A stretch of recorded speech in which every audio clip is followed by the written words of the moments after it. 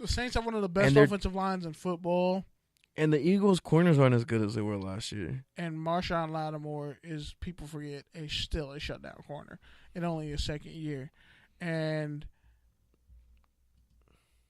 it's not a shocker if the Saints usually don't get beat down by the same team twice. Like, they only lost to the Panthers because they sat all their players the second time around. But they had the Panthers figured out. They can gut it out against tough defensive teams. The Bears, yeah, they had it ugly. Eddie Jackson might play. His ankle's still messed up. But you still have to contend with Michael Thomas. You still have to contend with all those players. You have to have Ted Ginn Jr., but Traquan Smith, as a rookie, he's a wild card. Wu is taking the Saints. He said, he's taking the Eagles, but he thinks the Saints have a better defense and more weapons. So that really doesn't make sense, Wu. And they're also in the Cowboy NFC fan East. logic. So why would you want to play the Eagles so you could lose? No, so he could have the I think he thinks NFC he has a better shot against the Eagles than the Saints. Biased in us. Jerry world, and then he could say the Cowboys are going to the Super Bowl after we just done an NFC title game at home. We're the true NFC champions. If there's a Cowboy and Chargers Super Bowl, I don't know if I want to live blow anymore. up the state. Like, for real. Like, forget Black History Month. Just blow up everything. I haven't got my taxes. Just blow up every fucking thing. All right, man. I just want my tax returns, bro. So on that note, is there anything else you want to get to before we get to the rants? So I feel like rest we'll have in a good peace time to Chargers defensive tackle Brandon Meebam's daughter. She's premature. She died of a birth. It's like a birth defect. Oh, wow. He's still I gonna didn't know play. that. He's still gonna play. It's really tragic, man. That's a tough human being right there. He's one of the dudes who's like, man, it's so hard to find. He was one of the Chargers players complaining like, man, they won't rent black people houses out here in LA for me to even find a house playing for the Chargers. It's rough. He had that to start the season, and now this. Like, it's really sad. Keenan Allen, he's actually about to have a daughter or have a kid. His wife's supposed to give labor today. They induced her labor. I don't know if she has given birth yet though, because he's supposed to fly out tonight or tomorrow for the game. So rest in peace to, condolences to the family of Brandon Meebane, and congratulations to the family of Keenan Allen. So hopefully that's why, I got to root for the Chargers. They're a team of destiny. They're resilient. Yeah, team. man, that's crazy. I didn't even know all that. Yeah. All right, man, so I'll go first with the rant then. Go for it. All right, man, I'm going to do this proper by muting the other mic since, KB hasn't been doing that on his end the past few weeks on the boards. Nonetheless, man, I spent this week at Consumer Electronics Show, CES, as it's more commonly known. Man, 200,000 people in Las Vegas is a lot. 200,000 tech nerds and PR people and marketing professionals and salespeople and fitness nerds. Like, that makes it even more.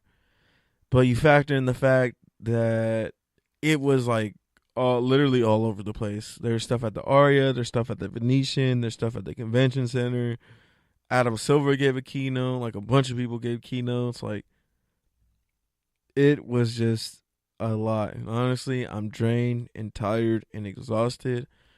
But it was an incredible experience just to be there and witness that, number one. Number two, it was great to see some cool new tech coming out. There's some cameras going into helmets, cameras going into glasses. There's like little AI robots, AI luggage that will like move with you and follow you around. Like, there's a bunch of like random cool stuff that's coming out, but that also might not see the light of day, like tumblers with speakers in them, because like you want to spend $50 on a water bottle that can play your music as well. Like, I mean, I get it. It's a cool concept, but like, really, are you really going to spend $50 on that? I doubt it.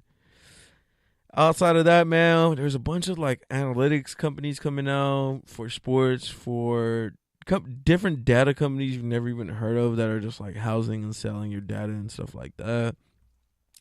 But yeah, man, it's a really interesting time that we're living on. Oh, self-driving cars. I forgot about that. I saw this one self-driving car with literally like monitors over the whole entire screen. It was pretty crazy. You literally just sitting there and it's like sitting in a sports bar, but it's a car that drives itself. It's wild. They exist. They're out there. They're functional. They're coming soon. Like, I think that one was already in Japan.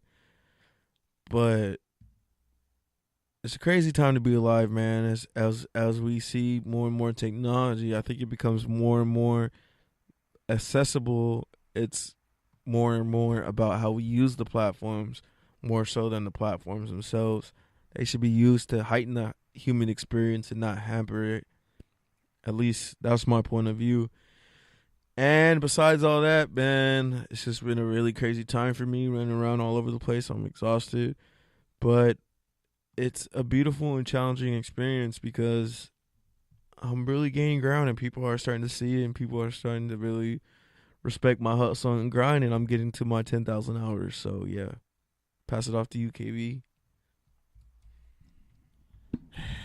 All right. So it's weird. This start to the year has been kind of just been reflecting on a lot. Kind of just in stasis, I guess. Just actually sitting still. Just prepping myself for what's going to come this year. Weight loss. Yep, weight loss is one of those things. Weight loss, going back to school, finishing, getting my finances all the way back in order, and ending this year. I'm just going to say it. I will leave this year with $10,000 in my bank account, and I will somehow double my funds, my income. I will double or triple it. But one way or another, through saving and smart investments, I will leave this year with 10 grand in my bank account. I don't know how. I don't know how the hell it's going to happen. But I just know it's going to happen. Because I'm going to make it happen somehow. But enough about me. I just want to say I'm really glad that Centoya Brown got clemency and will be let out of jail this year in August. She was a sex trafficking victim. She murdered the person who raped her and was sold to her, or she was sold to when she was like 16. She served 15 years. She's like 30 now, going on 31. And I'm glad that she's going to get a chance to start her life over. Yeah, she'll be 30, but she deserves her freedom. We shouldn't be punishing victims of sex trafficking because of some stupid-ass mundane law. And in this cases like this, she killed a white man and went to jail. And we know what happens when black people commit crimes. They get caught, and they usually don't get out. In this case, I'm glad justice was done in her favor. Another thing, now they're trying to pretty much, I guess it's Escaping Neverland or something like that. Now there's another documentary in the works to pretty much say Michael Jackson was a molester and all this other stuff. I just want to say this. Cancel culture is bullshit in terms of, you can't cancel everyone. Like, you can't cancel people who are allies and, yeah, maybe if they were fuck-ups when they were younger, but they've changed and they're better people. You shouldn't be canceling those people. You shouldn't be canceling people who may agree with you in a slight way and want to do things differently, but still actually believe in your cause. You shouldn't want to cancel everybody.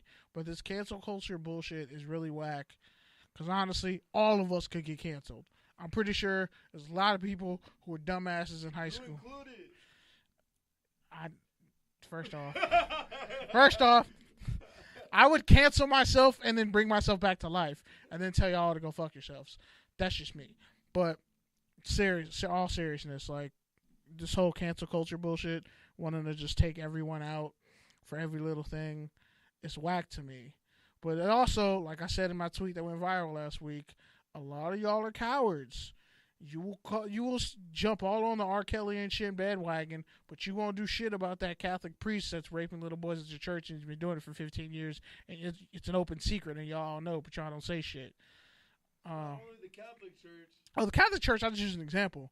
I mean, in the black community, a lot of predation is an open secret, but what we don't talk about is what's done to little boys and how they're molested. Like, if you go watch the movie Anton Fisher, we never talk about all the abuse that young black boys take sexually. They're already being pushed through the prison to pipeline system. We already see that. They're thrown and all. They're told they're autistic and have to be given all types of medication and all this other shit.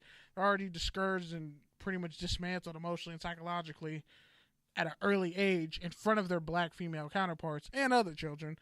Like, I could take race out of it and just say we don't really take serious abuse against young boys and we don't really value it.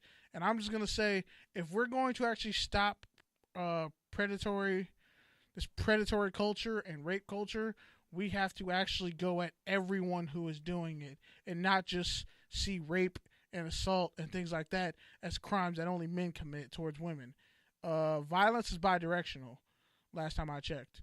So, like, you can't go after these people over here, but then there's a serial killer around the corner, but you ain't gonna say shit about that.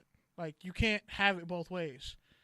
As Uncle Ben once said, with great power comes great responsibility. Now, more than ever, in the age we're in, we have more power than ever to hold past generations accountable, which is what I'm glad is happening with this R. Kelly shit. Because our parents have a lot to answer for that they don't really want to answer for. Because let's be honest, as millennials, we get told we're the laziest. We have the most resources, but we're technically the brokest and have all these generational curses that we're trying to unlearn so we don't fuck up our kids' lives and our lives. But our parents and grandparents really don't get off the hook. They kind of don't have to answer for all that. So I would say focus on, getting rid of those generational curses that we're going through, and canceling everybody ain't the way to do it. Not talking about both sides of being a predator isn't the way to do it. Because I'm telling you, and I've said this to Pete before, I've said this on this broadcast before, and we can go back to, I'm going to use the Sandusky situation as an example. Nobody talks about that anymore. Nobody talks about how ruined those boys' lives are. Because as a nation, we're like, oh, he's horrible, he's done, he's out of here.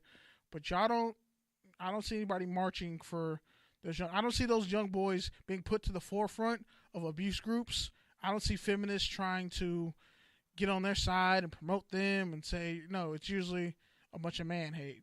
And you can't have progression if you're constantly shitting on one side of the table, and that one side of the table wants to break bread with you. And also, yeah, I know there are mad predators or dudes out here. Like, there's a lot of nasty, sick shit we got to unlearn as people. But, again, you need to hold everyone accountable who's actually doing the said actions and not just one gender. Stop making everything a fucking gender war. Like, that's whack to me.